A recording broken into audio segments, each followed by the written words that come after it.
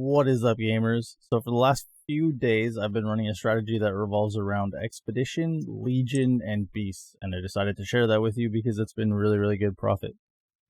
So we'll dive into the Atlas passive tree here, and then I'll go over strategy and the profits, and by the end, hopefully you are convinced that this is a great strat, because it actually is.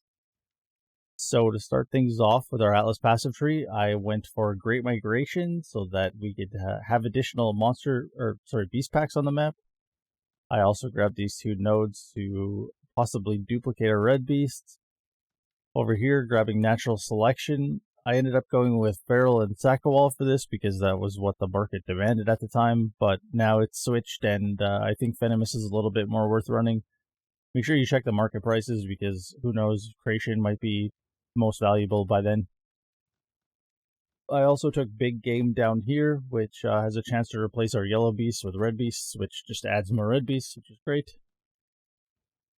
For Influenced, I ended up taking Baptized by Fire so I could get more invites because those second invitations are 90C right now. I did end up getting 4 invites in 100 maps, so this paid off pretty much as expected. I also grabbed Word of the Exarch for a chance to duplicate our Embers. Ended up being pretty decent, so I recommend that. And as well as these pack size nodes, they're very good.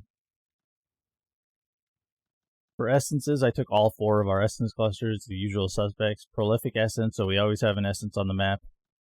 Crystal Lattice, so there's a chance to have 3 additional essences on a monster. Crystal Resonance, so that any monster containing a Shrieking is duplicated when you release it. And then Amplified Energies, so that essences are a tier higher. These two work really well together. Basically, pretty much every monster gets duplicated, every essence monster, so that's pretty great. For this strategy, at our map device, I'm running Fortune Favors the Brave, so I took Shaping the Valleys for extra quantum pack size.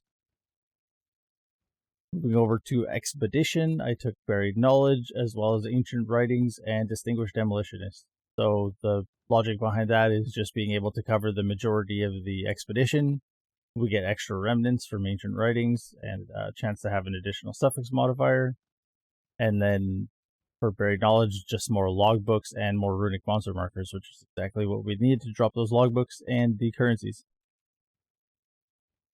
For Legion, I took Emblematic for the chance to change our splinters into emblems. I took Face Off because I had an extra point. Either way, I would have invested into these 2 nodes. I ended up with an extra point, so I threw it in Face Off. It's not bad. The generals do drop quite a bit of splinters, which have a chance to turn into emblems, so I thought that was pretty decent. There is a chance for these to spawn in walls and stuff like that if your Legion spawns in a really bad spot on the map, which is why we ran Cemetery for the huge open layout. I took War Supplies and Chain of Command just for additional rewards from the Legion. Seemed pretty good. I think it was worth the point investment, so those are definitely some options. I picked up these pack size nodes over here for influence monsters, which is good. More monsters is potentially more altars, is potentially more loot overall. I had some extra leftover points, so with those I put them into a guaranteed strongbox, a shrine, as well as augmented our strong boxes here with tamper-proof and secret ops. So just a better source of scarabs, not having to alch strong boxes. This tamper-proof node every once in a while gives you 6 link, so it's pretty good. You'll get a corrupted 6 link from the box or whatever, so it's not so bad. But that pretty much does it for the Atlas strat. We'll go over our mapping strategy and our profits coming up. The map I chose to run for this project was Cemetery. It has a nice open layout. It drops Brother's Stash, and it was 2C each at the time of purchasing. So compared to other maps, it was a pretty decent price. For Scarabs, I ended up using Rusted Legion, Expedition, Bestiary, and Divination Scarabs. For 3 maps, I used Polish Harbinger because I rolled the Sextant that drops additional currency shards, but it was basically 0 profit from that. We used 134 total sextants. I opted out of using the +4 because it was pretty much the same price to compass all of them versus just to do them on the fly. On our map device, we use Fortune Favors the Brave, which is 3C each.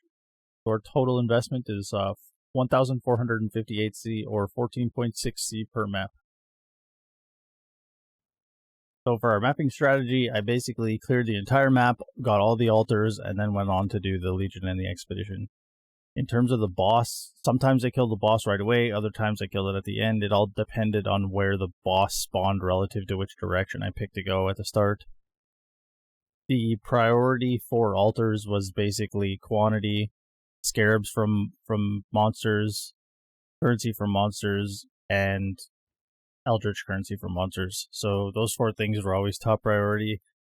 Next in line for priority was probably Eldritch from boss, and then just whatever else.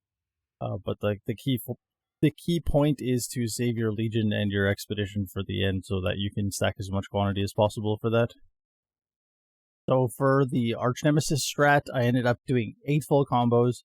6 of those full combos were Mirror Image, Treant, Assassin, Rejuvenating, and then 2 of our combos were Rejuvenating, Treant, Assassin, Gargantuan. The first combo is a Scarab combo. It combos both Scarabs and currency, and the second combo is just straight currency. I ended up getting 4 raw exalts plus 170 C worth of drops from those 8 attempts. And I cleaned out my inventory ahead of time, so this was all sustained within the maps that I ran, within the 100. Alright, so I'll quickly go over our profits and our calculations here in the spreadsheet. So I did note down each time I encountered any of the expeditions. Rog came in first with 37, Tujin shortly behind with 25, and Gwenin and Danig both at 19, for a total of 100 encounters. Well, I also listed the league encounters, even though it's not that important.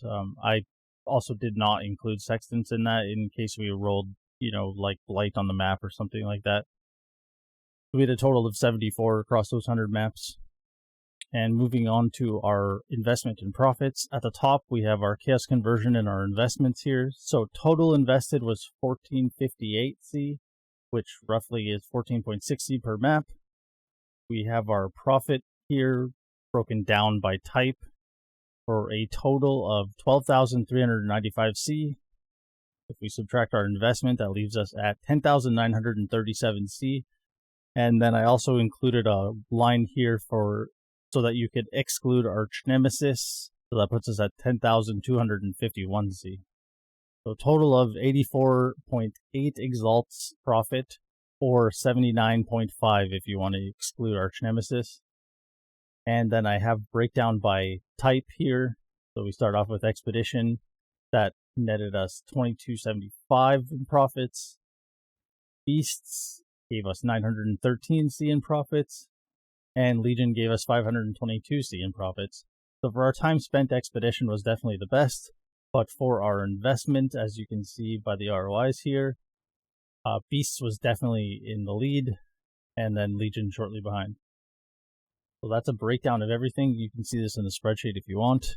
And double check my costs and stuff like that, but everything should be pretty accurate. I went over it a few times.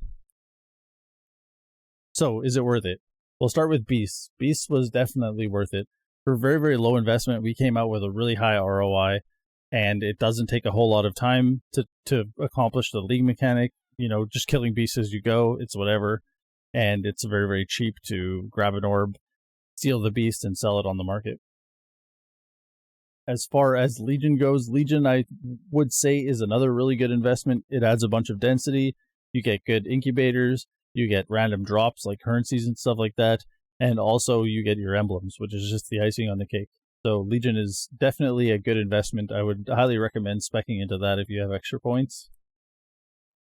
Expedition was really, really good for the time investment, but our ROI was the lowest of the 3. So I would say Expedition is definitely worth doing. In the long run, you make quite a bit, especially if you're using the currency. If you want to just sell it, you're also making a good profit too. The currencies I would recommend using are Tujin and also Rog if you know how to craft. If you're adept at crafting, you can definitely get quite a bit out of Rog. I have made quite a lot this league with Rogs. And then Gwenin.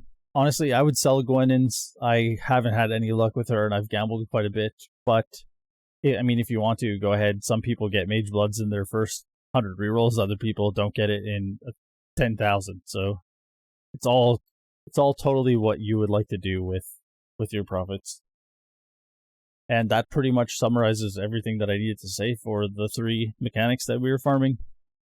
For the bonus stuff, essences is always really, really good. It's just a consistent source of income. There's really not a whole lot of RNG, and there's a reason why there's so many people farming essences, just because it's overall really, really good. So yeah, that's pretty much it. Thanks for watching. I hope you have really good luck farming your maps. Take care.